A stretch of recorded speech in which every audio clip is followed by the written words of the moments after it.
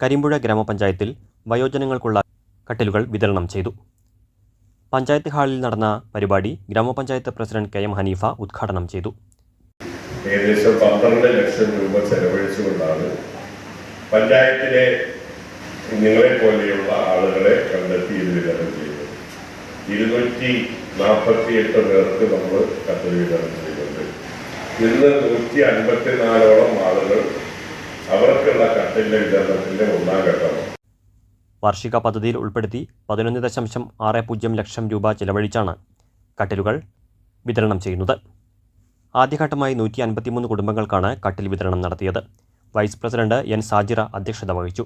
സ്ഥിരം സമിതി അധ്യക്ഷരായ കെ ഷൗക്കത്ത്, അനസ് പൊമ്പ്ര, സമീറ സലീം, മുൻ ഗ്രാമപഞ്ചായത്ത് president Ummer Kunnath, M Mohanan, C Vijitha, C Chami, P Muhammad Ali, Raju Kariyod, Ranjitha, M Subrahmanyan, secretary M Santhosh Kumar, ICDS supervisor Chithra എന്നിവർ സംസാരിച്ചു.